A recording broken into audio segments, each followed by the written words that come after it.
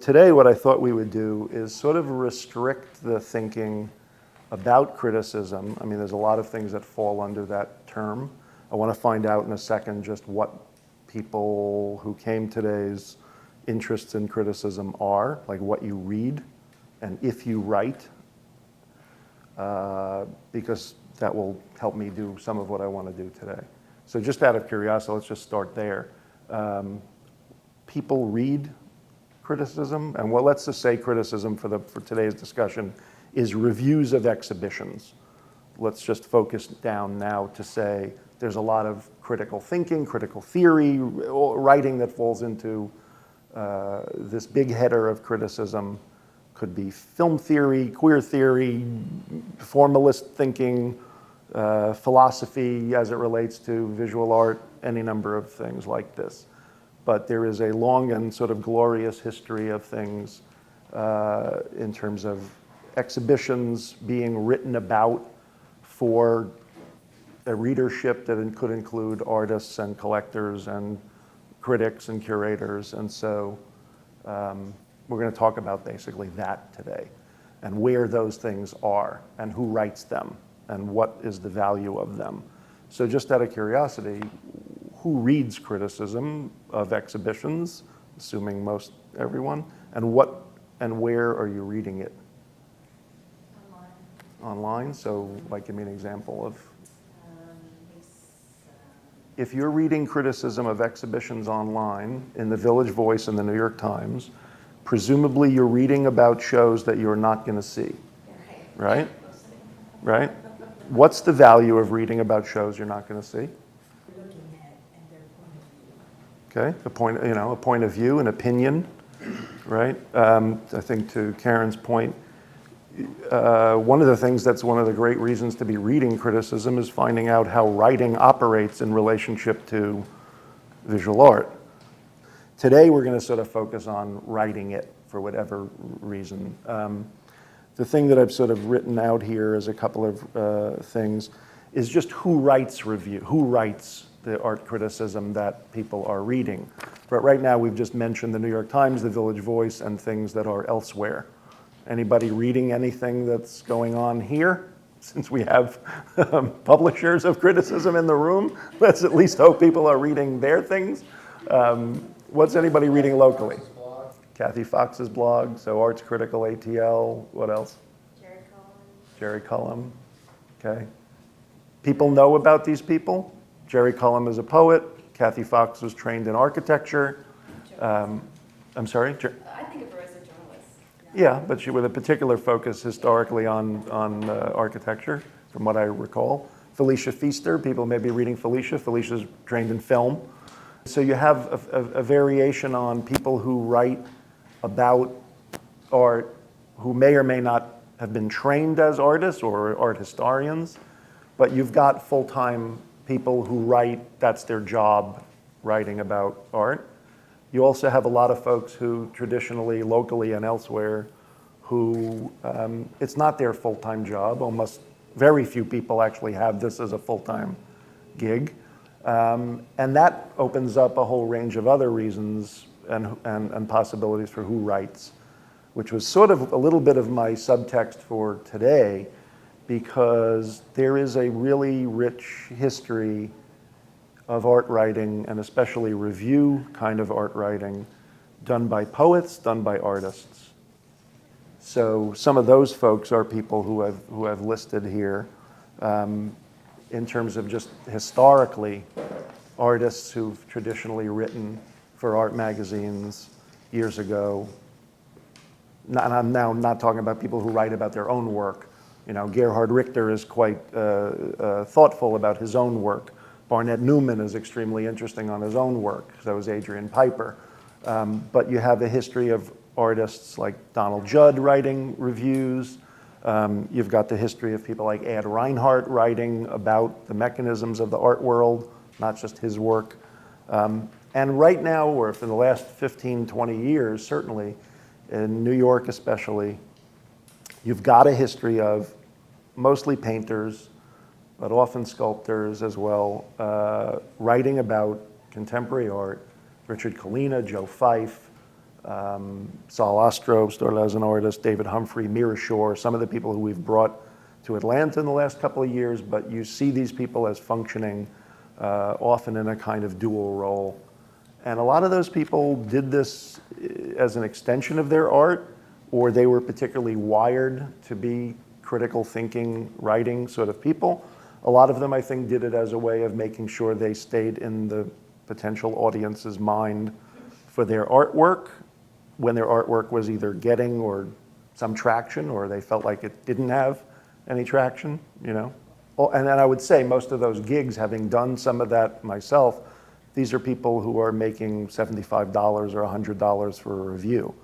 Nobody is like retiring on this, but it is a way of getting their ideas out. It's a way of having another kind of currency.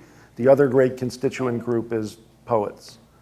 And so you have this 100-year-old history, certainly going back to like Baudelaire, but you also have in the 50s, especially again in New York, and I keep saying New York because this was like the publishing mecca for where all these magazines were being driven by. So then you have Frank O'Hara, James Schuyler, Eileen Miles, John Ashbery. You have any number of poets, Alice Notley on occasion. You have a range of people who are wordsmiths or in a community where the writer-artist community may have been more interfaced than in other places or at other times. But that's usually been a very strong alliance, painter-poet kind of communities. And so you have this great history of the poet-critic writing about art. Sheldall, poet. Raphael Rubenstein, who's the editor of Art in America, poet. Barry Schwabsky at Art Forum, poet. John Yao, writing for the Brooklyn Rail, poet. So you have some people who are pretty well regarded as writers who are functioning as art critics. They're often then in charge of reviews for major magazines. And then you now have, you know, Jerry Cullum, who's a practicing poet writing locally for years. And you have the rise of blogs and a different kind of art writing. And obviously locally you've got Burnaway, Arts Critic ATL, and any number of other more specialty voices. To Jeremy's point, you're often reading people. Part of the pleasure of reading Sheldall, let's say, is, you know, and many of the poets, which is why I've always loved them in particular, is their ability to turn a phrase or their ability to sort of make something that seems very hard to immediately synthesize down, is you'll get a 3 or 4 word choice that can just immediately illuminate something that you're either looking at or never going to see, or a way of describing, which is, for me, the ultimate reason why artists should be reading criticism.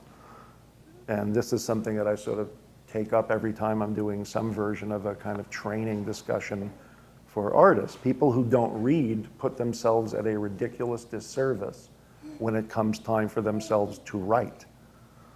Those two things go pretty nicely together. Like, you cannot get asked to define what you're doing, and there's the first real critic in the room, is that you really, you know, you cannot get better at writing without necessarily reading really good criticism. And so one of the things that I've done here on the back of this handout, in a sense, is to cut and paste 2 current reviews of our exhibition that's up right now. One by Kathy Fox, which was initially done in excerpted or a shorter form for the AJC, and one by our Alana Wolf, who's in the room, for Burnaway. I'm putting them here because I think they actually do a great service, not to the, I mean, they happen to be positive about the shows, which is always great, but they are, I think, extremely good examples of when and how criticism can be vital in terms of what you want in criticism. Now, these are not necessarily like very short, they're not super long either, but what I thought I would do is just to give you a sense from, you know, you mentioned the New Yorker, this is the New York Times. For people who don't know, and this is certainly something that if you live in Atlanta but don't go to New York often or don't read the New York Times on a regular basis, all of the people that were previously mentioned the writers for that publication, pretty much get their chance to review exhibitions every Friday in the New York Times. And so a page like this is pretty standard. You're going to get, 6 or 7 reviews going on of current exhibitions. And what that tells you as well, since shows in New York tend to be 6 or 7 weeks long, and only 7 or 8 reviews are going to happen per week, what that starts to tell you is that there may be 30 reviews in a month that are trying to cover over 500 gallery exhibitions in that city, which is why this is like the brass ring, gold statue, whatever, which is why artists always want to get some kind of coverage. I've met more artists in my life who would tell me they would sacrifice X number of sales a year for a review in this publication, because this review, depending on who's writing it, can actually affect their sales. Nobody's going to close your career with a review. This isn't like you open a Broadway play and somebody pans it and 3 weeks later you're done. Or your restaurant gets a totally crappy review and then nobody goes there again. But to some degree, criticism in the Times, or criticism in general, is a super helpful way for artists to get feedback about what they're doing, for art lovers, collectors, other professionals in the field, to get a handle on where this artist is being slotted in the bigger picture of things. I pay attention to these things. Collectors and critics and arts professionals certainly do as well. Other writers, if you're going to write about an artist, like Peter Saul, for example, there has been a lot of writing done on this artist. What are you going to say that may be new about his work? What are you going to say about his work in relationship to Mel Edwards' work, who has also been written about quite a lot? So it was interesting and I can actually maybe just even ask you, Alana, if you're open to it, for Kathy or Alana to try to write about these particular shows. Actually, in New York Times, this page I've got here is a review of a show called Circle of Friends, Paintings, Drawings, and Sculptures by Bob Arneson, Joan Brown, Roy DeForest, Peter Saul, and William Wiley. So, we have 2 reviews going on locally of Peter Saul. We've got a New York Times review of Peter Saul. And this is an artist who's in his 70s. He's not getting any younger, but his work is not getting any less fierce. And so he's cited a lot as a major influence on younger people. It becomes really interesting when you start to ask, how do you become an art writer? How do you train yourself to be better at this? For whatever purpose, for your own blog, to contribute to current blogs that may be going on. And so part of the thing that I think Alana does particularly well in her review is done quite well in this little review that I want to just read you. Martin Kurcell's. This is in the show that was in Chelsea a few months ago.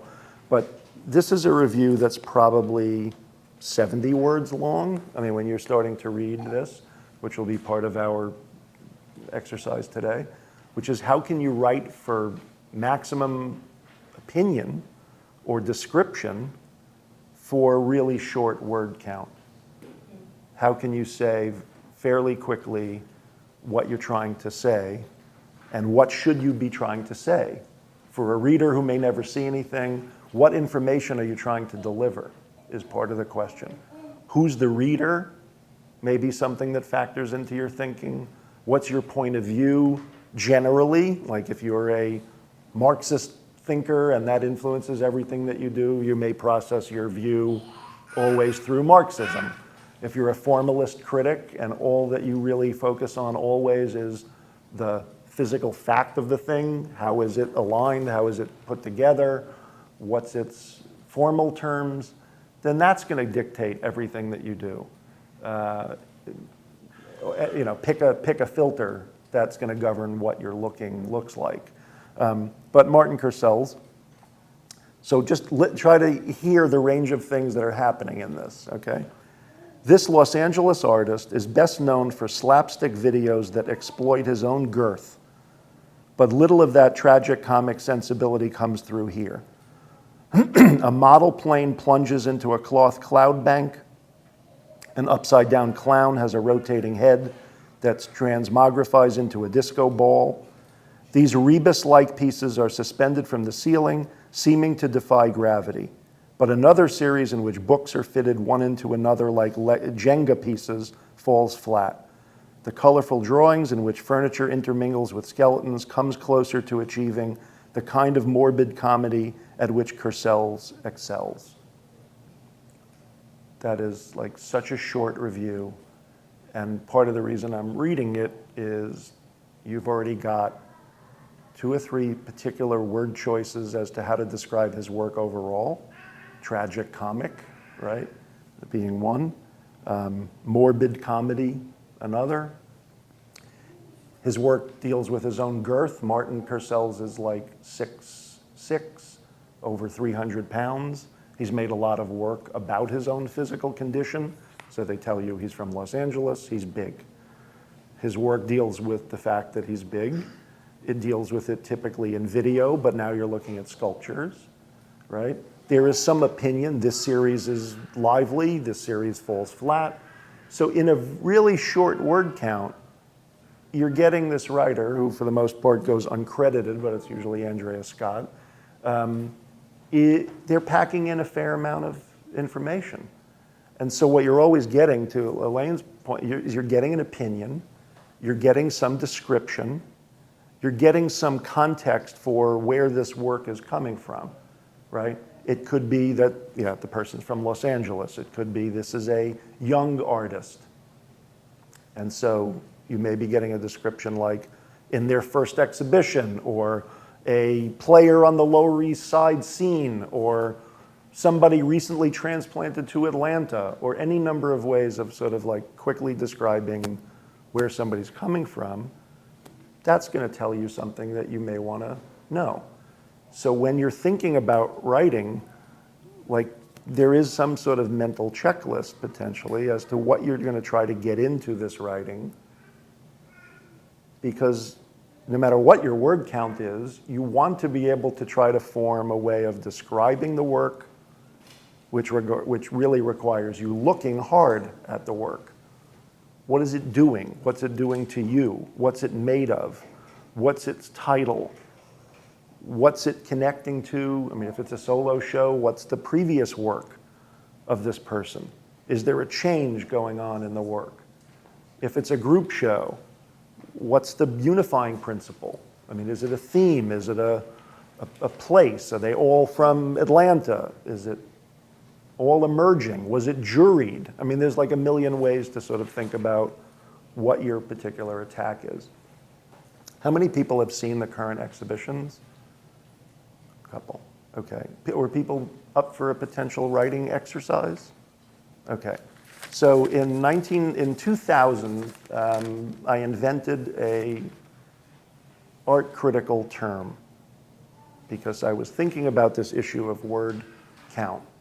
And I've been a long-standing lover of poetry of a variety of sorts.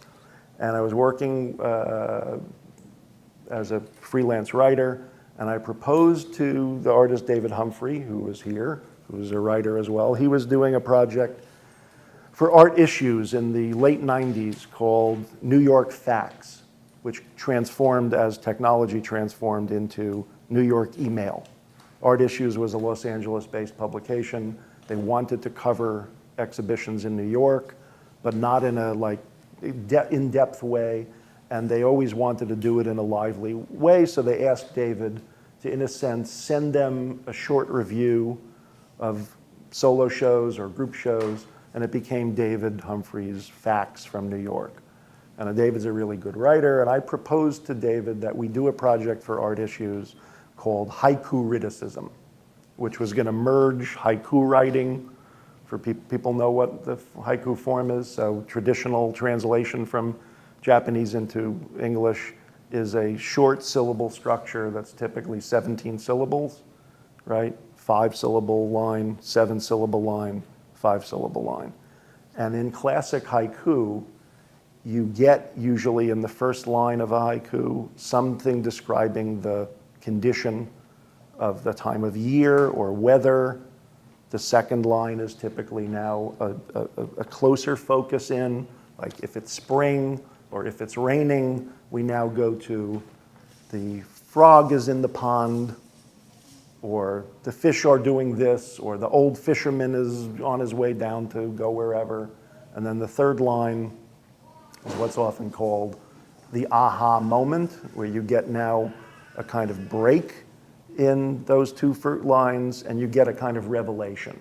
Now, it's interesting that haiku has been written about in filmic terms, which I think is helpful.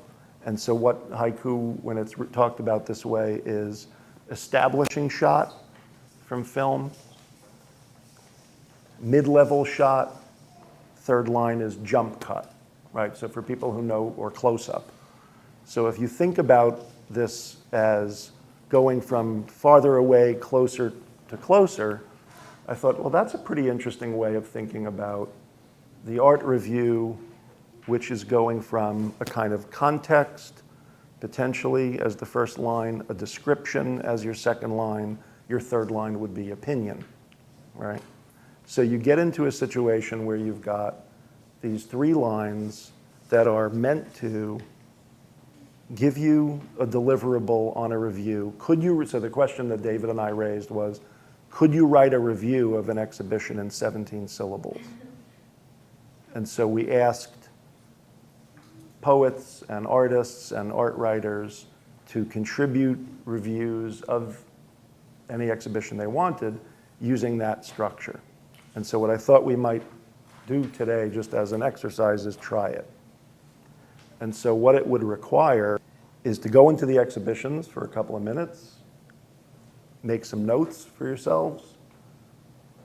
What do you think of these artists? What do you think of the pairing of these artists? Because then we can sort of set whatever you do in dialogue with the reviews that have already been done. And you see how either easy or hard this is. But you may want to write down as you're looking words that just like don't overthink it, like just as a way to begin to look at it. What are you looking at? What's the color? What's the form? What's the size of it? What do they do to you? How do you look at them? What do you think they're about? And so if you start to just be able to have a way of writing out those kinds of things, we can come back and talk about the language that you've generated. We may not try to do the haiku. Maybe we'll give it as an exercise to like go home and try to write the haiku and then send it in. I'll post it on our blog. But just to go back and look and come back here with a kind of informed looking and talk a little bit about how you might construct some kind of opinion review of that show. Okay? Anybody want to throw some language at I have one. me? Yeah. Unconscious jumbles. In general? Okay. Both. Okay. Unconscious jumbles. Okay. Anybody else? I also have one for both. Okay. Troubled history. Okay. Body versus bolts. That's both. Body versus Bolts. bolts.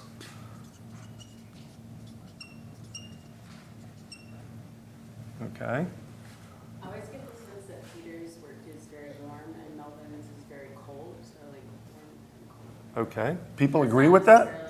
Just in terms of that designation of who's who? Yeah. Color and material-wise, I get that. Okay. Both of them are very strong in their messages. Okay. What do we think? So let's just even and one of the values of doing this is you start to sort of unpack. Do we think there's messages? What's the messages?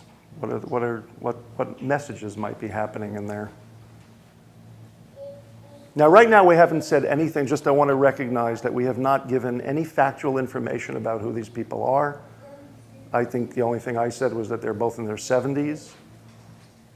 And so we don't know anything about where these people are yet. We don't know anything about, they're both men.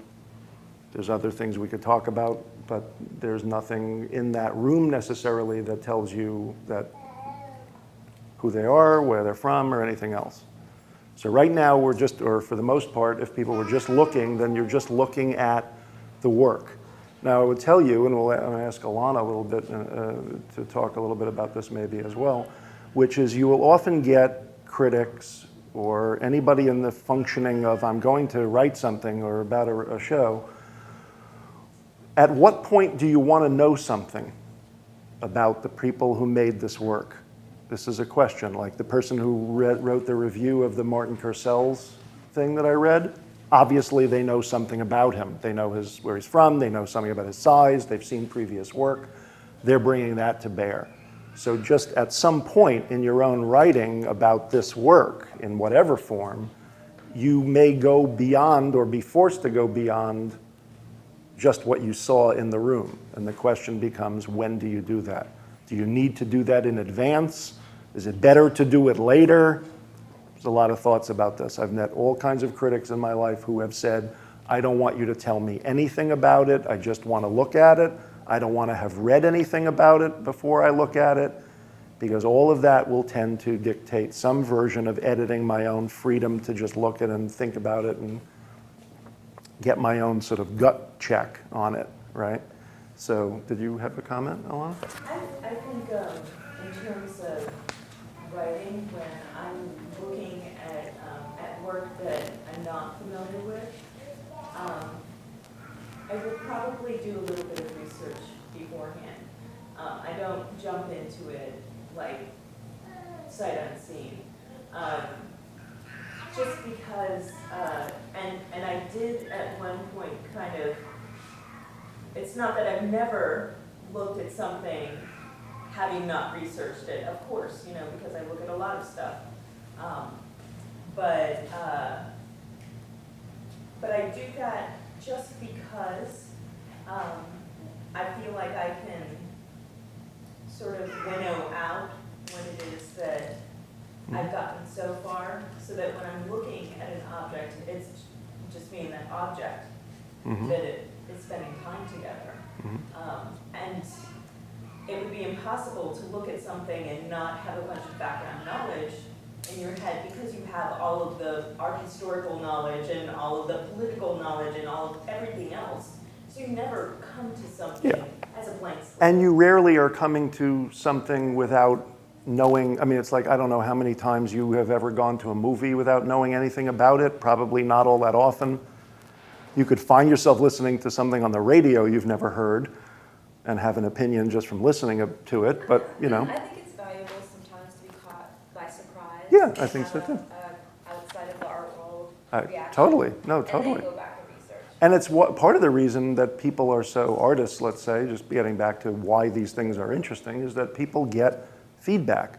No one makes work that I've ever met who has intentions of putting that work into the world who doesn't want feedback, just on any number of levels. The promotional value of feedback, which obviously is a certain set of reasons that artists want their things reviewed, but feedback, like tell me what I'm doing. Tell me if it's doing what I think I wanted it to do. To your point about message, let's get back to that for a second. What are the potential messages in this work? What's Mel Edwards' work about from your own looking? What's the work do? What's it made of? How would you come to understand what you think it's after from a message standpoint? To me, it came across as the African American is a strong person, individual, by looking at all of the chains, the hammers, the bullets. Those are all solid forms that are combining together to create this beautiful, strong structure, which I would relate to the beautiful, strong structure of an African American man. Okay. Decidedly male, that work? Decided. Okay. Absolutely. That whole gallery is Man City. It is. It's a man show. But in a kind of weird, melted way. Like when I look at the structure of Melvin's work, it's not building anything. It's like after the fall. Okay, talk about that for a second. Right, there are piles. They almost look like shit, right? not, Interesting. and they're dark in color, they've been burned, like he didn't decide to shine it up or do anything to it. It looks like rubble. Okay. This is a totally, Eileen? Well, there's something about the impact to your gut that is always my first experience. Okay. Is that true for this in terms of Mel and Peter? Is it Mel particularly? Yeah, is this work, I mean, people feel like this is emotional work? Yes. Okay. I mean, now already what starts to happen, which is why I know that at least when I look at stuff with the intention of writing, or even just with the intention of trying to understand, occasionally make notes at things. You've already done it in a lot of ways. When I was reading earlier something, combinations of word phrases or collapsing of certain kinds of words, phrases like this, start to get, phrases like this, start to become extremely good descriptive terms to think about how you're going to use a combination of language in a review. If you were going to think about, a title even for a review, Man City, not a bad title, pained mass, not a bad, you start to get at words that describe a bigger set of things very quickly. Like one pained, tough word, like intense word to use to describe this work. The idea that even just something as simple as like, well, it reminds me of shit, not necessarily something that you would immediately think of as a good thing, maybe, but the nature of that as I've written about Mel's work and talked about the fact that the work is compressed. It's like, which is why I titled the show Inside and Out. I think of Mel's work as being totally inside in that kind of compressed, almost Giacometti, like getting it down. I mean, and they're not like Giacometti, obviously, but this idea that both of those people potentially's work is about a kind of getting it down to such a sort of like nugget of something, a kind of like it's kind of filled, it's coiled, might be another word, right? Peter is like the opposite of that. Peter like comes across the room to give you a wet, sloppy kiss. You know what I mean? If Mel is like, Peter's like uber blah, And those two things, that inside out or that compression and exuberance, are things that are potentially operating in both sets of work, which are different in all kinds of ways. And yet, when you talk about message, that's where they potentially start to maybe get closer together. It's political. It's socio-political. I mean, who's Peter Saul painting? Painting, drawing. Political figures, other artists. And what's he doing with them? Okay. Mocking. What else? What's he doing that's similar to Edwards in terms of form? Yeah, I mean, he's taking shit apart. He's like collapsing certain things together. Certainly in the de Kooning, he's doing that. But in other, he's turning the body into a kind of like perverse, polymorphous kind of thing. Unconscious jumble. Into an unconscious jumble. Unconscious, maybe very conscious. How conscious are these artists? I don't know how they may be unconscious. I think they're also extremely aware. What are the traditions these people work in? Which would get back to like from what somebody may know going in. You've got Peter. Anybody know anything about Peter? I was just going to say, and sorry about the noisemaker here. I guess I see it a little different. I see both of them operating in this tension and release. Okay, that's in keeping. In Mel's work, it's very compact, but if you really break it down, there's a lot of movement. Mm-hmm. And there's these pieces that are projecting out. So I'm not necessarily sold on just tension. But with Saul's work as well, on the outside it looks very, loose, but there is tension. I mean, just from the subject matter in which Yeah. I think he's addressing, and if you look at the work, and I think both of them are operating from an abstract expressionist manner in which, particularly Mel, when he's just looking at form, the objects, as a sculptor, when you start out, they're just objects. And he's pulling those things together. He's not saying, oh, I'm gonna take this lock and I'm gonna put this on there, but I think because of the other things that each of them are thinking about, which is more evident in Saul's work, this political, social, sexual, religious commentary, the same thing is happening in Yeah, I would agree. Mel's work. I mean, I would agree. I think you sort of hit this, in terms of like iconography, Yes. right? Which is dealing with both. I mean, and to the degree that I think, and this is where it gets interesting, as soon as you try to say something is doing one thing, you realize it may also be doing the other thing. To your point, if I say that that Mel's work has a kind of interiority, that's one angle of reading it, but to Paul's point, there are aspects of Mel's work which clearly are coming off the plane of the wall. There's also a scale thing that's going on in the difference between these two artists, at least, in that Mel's work, certainly the Lynch Fragments, and there's a reason where you might look at a title, right? It's impossible to not look at this work and understand that if you're in the room with it and there is some remote little piece of signage that's telling you that all the things you're looking at on the wall are from an ongoing series started in the 70s called Lynch Fragments, that may already start to dictate a particular kind of read on the iconography. Lynch Fragments meaning who's making this work? If it's decidedly male, is it decidedly African-American male? Can a white man make this work? I mean, where is the way of saying, well, and Mel was very clear, and now you get into what gets said by people about what they're doing, how much to listen to that or not. Mel would say that he's not illustrating ideas, he's playing with forms, and that those forms are not just one-note forms, like a lock means bad and a chain means slavery. I mean, he was at a public talk, said, look, I use a chain in my truck to move something on my property. So yeah, on the one hand, there's a history of chains and my people and slavery, and there's also chains as utilitarian functioning tools. And this is somebody whose works have used tools as a major kind of signifier in his work for years. Tools as the thing you do work with. Tools and labor, tools and building things. Jeremy.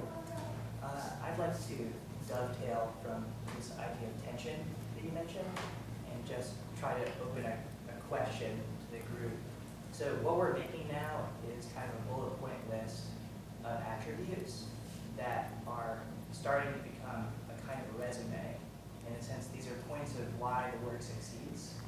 But I'd like to open a question of whether or not it would be useful to also think about points where work does not succeed. So for example, so our work can't truly succeed unless it enters a field where there's a possibility of failure. And there's always this tension. For example, one of the short reviews that you read earlier had this phrase falling flat, falls flat, followed by a sentence about the artist's strengths. So what I find is really interesting about strong criticism is that the tension of success and failure is preserved in the review, even though once you're finished reading, you get an unambiguous sense of I liked it or I didn't like it. But this process of saying I liked it still needs to contain, well, there are these things that confused me. Yeah, and where and how are you going to, because right now we're talking about descriptive terms, but to your point, where and how are you going to build in the judgment point? And what's going to dictate how you come to believe that this work is, then there's a couple of things to think about in that regard, which is those are two different bodies of work in a room together, put in a room together by me. So now there's a third thing. There's Mel, there's Peter, there's your relationship to thinking about their work on its own, and then there's the other way which one could come at reviewing this particular combination is, what was the value, success, failure, whatever, of the pairing? Does the pairing make sense? Or to open it up to the other discussion and reviews by Alana and Kathy, the Material Deposits show, that as a theme show, which has a bunch of different people in it with a bunch of different kinds of work, I don't want to start to go down that road, but there's another set of things. There's a show that has certain people in it, certain combinations, certain ideas. Does that work all go together? Does the show go together? Are there things you like in that show and not in others? And so you start to get that question as well. What I think is interesting, and picking up on Jeremy's point, in really strong, successful criticism, is in the end of the day, this is not like get in, get out, like good, bad, because in a sense, one of the most interesting things is can you learn from a good review? What can you learn from a bad review? You could actually get something quite vital as a reader, as an artist, to understand something that says, you know what, this didn't work for me, but it did this. I mean, this is one of the reasons why it's nice to follow a particular writer, because then you start to get in line with whether or not their opinion vibes with you. I mean, you can, some people like read locally, and you get an idea of what they like and what they don't like, and sometimes the analysis is interesting, but I totally disagree, but that's consistent with this person, and that's going to help me understand whether I want to see the show or whatever. And so that opinion part starts to become part of that personality. Yeah, which in a way is not dissimilar. Anybody who may have read Malcolm Gladwell's book from a couple of years ago, The Tipping Point? Really? This is an awesome book. It's the first of the books of his that sort of got him on everybody's idea list. But Malcolm Gladwell is doing an analysis of what are the conditions around when things become successful, or in a sense, when do they tip? So that's, writes for the New Yorker. So the book is The Tipping Point. His follow-up book was Blink, which people may know. The follow-up book to that was Outliers. Okay. So one of the things that Malcolm Gladwell talks about in The Tipping Point is the idea that there's somebody in his scenario called the maven, right? Everybody has in their life somebody they know. My friend Bill is great at technology. He'll tell me what CD thing to buy or what new iPhone app I should get, or he'll be the person I call when I can't program my VCR because he's the maven in that. I don't have to be, because I have a Bill who does that. He talks about other conditions, the connector, a person who, if you talk to 12 people a week, they talk to 1,200 people a week because they're just that. And in order for something to tip culturally, in order for some band to cross over or some shoe designer to get like popular out of nowhere, is you need all of these different things. And to the point about a certain kind of writer, what you get when you come to read those people is you get to know.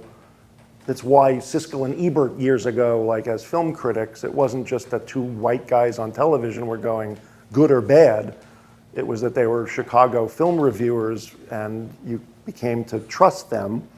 And so you went, well, if Gene Siskel likes it, I might like it. If Roberta Smith thinks it's cool, I probably will think it's cool. And then at a point, it doesn't matter whether you're agreeing with them or not. At some point, it's a question of you just like the pleasure of reading them, because how they write about whatever the hell they're writing about is interesting to you. And then it doesn't matter whether you ever see the show or not. But back to Jeremy's point, is there anybody in the room who might want to assess like the failure of any of the work that we were discussing? How would you start to ascribe the question of how it succeeds or not? Just hypothetically, I would reintroduce this idea of excess that we talked about earlier. So just that, someone might think that how extroverted, one artist is, and it could be too extroverted, or how introverted the other artist is might be too much. I do personally feel like that I kind of want the artist to meet me in the middle a lot of the time. Okay. So like, although I don't think that there's failure, like I just don't, but I don't necessarily feel very strongly about the work out there. Okay. In that particular section of the gallery. So I haven't thought a whole lot about why I feel that way yet. But. I wonder if there's another way to say success and failure. That always bothers me. Success. What is success? And does it ring something for you? Do you really feel strongly about it? Want to see more? Want to go deeper? Or turn off? I'm ready to go to the next gallery. Well, I mean, right there is a point where does the work speak to you? I mean, I like all kinds of music that matters a lot to me, and I respect all kinds of music that doesn't. You know what I mean? It's sort of one of those things you sort of go, when you talk often to young people, I mean, there's not like too many super, super young people in the room, but it's like occasionally when you will hear some, often a young person, but not always, somebody go, oh, I categorically don't like a whole genre of something. And you'll go, have you ever really listened to any of that? No, but I know that I can't, I just don't like this. Or personally, like I may say, like I'm a huge film nut. I have no interest in horror movies. Never have. Not my thing. I know there are people who might love horror movies as much as I like other kinds of movies, but I would not get into a conversation where I'm going to say that I know a whole boatload about horror movies, or super minimal music, or one kind of, or like heavy metal music if you love opera. It's like those things are, for you as an opera lover, heavy metal music may fail miserably, but the question is, how do you make an argument that's not just about your own taste? What are you actually discussing when you start to say, like, this thing succeeds, fails, speaks to me, I mean, I think it is a matter of taste when it comes down to the opinion of a critic. I mean, I think it's important to talk and analyze and see what is actually there to respect the work that went in, but ultimately, you're either gonna like it or not, or kind of like it, or really like it. Yeah, well, and that's the question of what the review is meant to do, or how are you going to use the opportunity of the review to say something about your own experience with this thing. Maybe to pass judgment in the end, maybe to just try to translate some kind of experience, including your own, like, it doesn't speak to me. Like a potential review of that show may be, I understand that these are both venerated, acclaimed artists in two different traditions. I could understand why the contemporary wants to bring these artists to Atlanta, blah, blah, blah, blah, blah. In the end, they don't speak to me for these reasons. I find that I want work that does this, this, this. Here's an example of this work, blah, blah, blah. Or to Elaine's point, if I could just make this bridge, I might say in a review, let's say, trying to pair Mel Edwards and Radcliffe Bailey. I might say, how do these works speak to conditions in African American history? What do they do them emotionally? Do they do them physically? What materials do they use? Which materials may or may not seem more or less appropriate? What story's being told? Whose story is being told? How does this person at 72 tell me something about this experience versus somebody at 40? How does the person at 40 use the person's legacy? Because believe me, Radcliffe knows the history of work that precedes him. So he knows Mel Edwards, he knows Mel, he knows the work, he knows all kinds of, so you start to get into how are you going to distinguish all of those kinds of things to talk about how the work operates. The other question which we haven't really adjusted ourselves to is how does this work speak to anything going on beyond just the pairing in the room? Is there any reason to be looking at these artists now? Is there any other way to say, you know what, part of the magic, I think, of looking at two artists in their 70s is to realize all of the younger artists who are following them, whose works are informed by them. So, Dana Schutz, who we showed 3 or 4 months before Mel's show in the same room, or Peter and Mel's show, is somebody whose work has a specific connection to and has been informed by Peter Saul in all kinds of ways. Peter Saul is like the patron saint of all kinds of young painters right now who work in kind of the body, who work in the tradition of pop and the cartoon, who work with sexuality and identity in one way or another.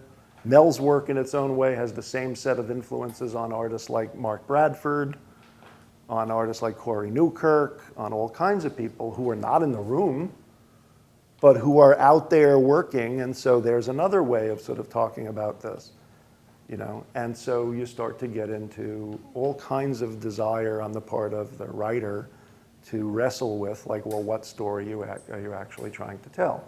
I'll put Alana on the spot just for a second, because I thought one of the things that, and I didn't know you were going to come, but one of the reasons that I wanted to have this be given to folks here is that one of the things that you do very quickly, and if you just open up to see the second review here, so Alana's text, Material Deposits, explores the necessity of objects at ACAC, and we're going to end this relatively soon. First line, in the provocatively titled, Do Museums Still Need Objects?, historian Stephen Kahn treats the evolution of our institutions as an episode in the history of ideas. She goes on to sort of, she starts her review with another text, with a historian grounded in a set of ideas about ideas, goes on to use some of his ideas about what he's writing about to sort of unpack this exhibition. Comes back around at the end to talk about, again, Kahn's ideas about objects and how they may or may not connect to what's going on in the galleries. Can you talk a little bit just about how you structure, in a kind of quick overview way of how you may have assessed your experience in there, or what you thought you wanted to do, or when did you decide to use this person to help you discuss this work? I think that the show is actually a really good example because it is so grounded in this sort of sense of exploring what people are doing with materials. It is very focused on that. And this text, which I recommend to everybody who is interested in how institutions work with objects and what objects can actually do. This was a very good example of how objects can talk about something a little bit larger than just what is in the gallery there. Also, what is going on is the various ways that contemporary artists are practicing working with materials, with the materiality itself being very central to their practice. Mm-hmm. And so it was very natural to kind of connect, even though the book itself talks about much larger ideas, because it goes into history an awful lot. But I guess the main idea, because I do really like Stephen Kahn's book, is the proposition that institutions can use their exhibitions as a teaching tool to viewers. And so I felt like this show was a good example of how to do that, in contemporary practices that are happening all over the place.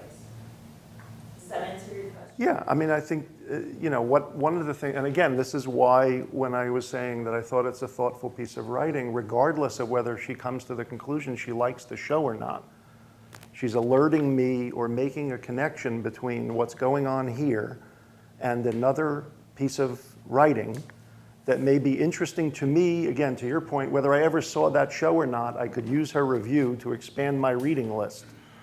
Or I could be saying, well, I'm interested in objects. I'm interested in the ways institutions explain and use objects to tell stories. Or I'm interested in the way artists use objects and materials to tell stories, potentially. Or This was interesting, I'll confess to this. One of the things that I have an interesting dialogue with Carol Thompson at the High is about Radcliffe Bailey's work in relationship to narrative. And Carol has said in private conversations with me, I think Radcliffe is a master storyteller. And I said, I totally disagree. I think Radcliffe is a master set designer. I don't think Radcliffe tells stories. I think his work sets up a potential possibility of narrative, and I can use his work to construct stories. Totally different in terms of where the narrative is happening and who's generating it. I feel like, Radcliffe's work brings together a kind of theatrical, it's like, here's our town. Thornton Wilder's our town. I've introduced you to the characters. Here's the setting. Here's the, and this isn't necessarily critical. It's just, it's a read on his work. It's to say he brings this into play, and now I am supposed to read the history of the objects, read who's that in the picture, what is that person doing, and I'm going to construct stories. He's not telling me the story. He's bringing all of that into the mix. That's my read on it. And that may be, for example, if I wanted to say, that's my read on it, if I was going to write a review, for example, I would say, somewhere in there, I would probably say, this is what I think he's doing. And then I would probably have to adjust myself to say, I really couldn't write a review of that show without thinking about how am I going to relate Radcliffe's take on what he's doing vis-a-vis that history and the objects he uses, to what stories or what kind of energies and histories does Kara Walker or Lorna Simpson or Kerry James Marshall or any number of other peers or pseudo-peers by age or focus, what stories do they tell, what histories do they play with, what materials do they use, how does he sit in that camp of artists? Michael Rooks has talked about him in relationship to Kiefer, in terms of a certain kind of materiality. I mean, so you have a lot of ways to approach, there's no one way to approach all of this, but there is a way to kind of use what Jeremy was saying as to how might you address the success of the work, the potential, what's it doing, what do you want it to do, is this an important, here's another condition for a review, time. Is this an interesting time to be looking at this work? Is this a particular interesting context to be looking at this work or Radcliffe's work or anything else?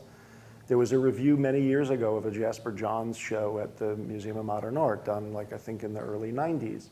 The review was in a sense extremely negative, not of Jasper Johns. It's hard at this point to be super negative about Jasper Johns. There's been so much stuff that's sort of like accolades beyond belief. The review basically said, this is not a particularly interesting time to be looking at Jasper Johns. Why is the museum doing this show now? Artists are not focused on Johns, collectors are not, nobody's writing about Johns particularly right now. So why are we looking at him now? And there I thought was a really smart, critical point of view. It's not that the work has changed. It's not that what we're going to say about the work has changed. It's that we're only going to be talking about the vitality of its ideas in the current climate. And so we're always working in a particular time condition. We're always working in a context tradition. Where are we? Who are these people? What are they telling us about, to your point about material deposits? And I had this discussion with Kathy Fox. She likes certain things in that show, doesn't like others. That's okay. But where we couldn't disagree was that there are artists who are using materials to do certain kinds of things. And so the sheer amount of artists I know who are currently working with paper, for example, which may be coming out of economics, it may be coming out of people like, I think this is true of Weston Taruya's work, the vulnerability of what paper implies. This is stuff that's super capable of getting crushed, squashed, screwed up in any number of ways. And in that piece, he's using it to talk about various contingencies of things that are all about urban space and they're reliant on each other. And to do that in paper, I think is an extremely right approach.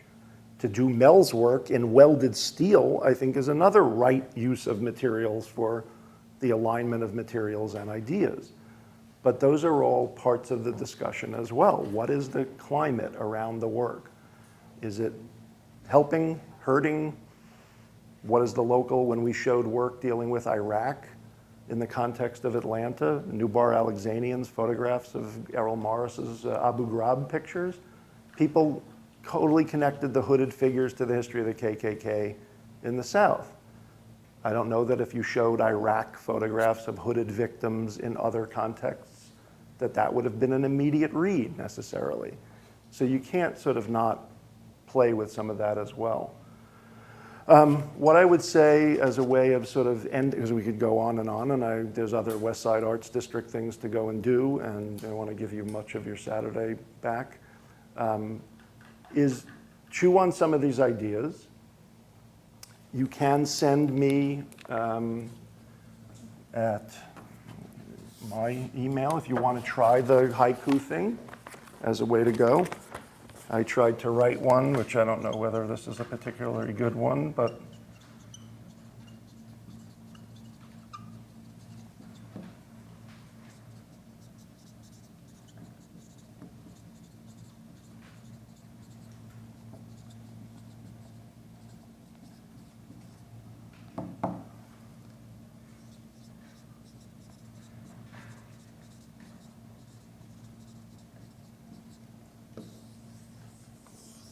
so there's a 5-7-5 haiku structure that tries to get at a little description, a little opinion, or a directive, right?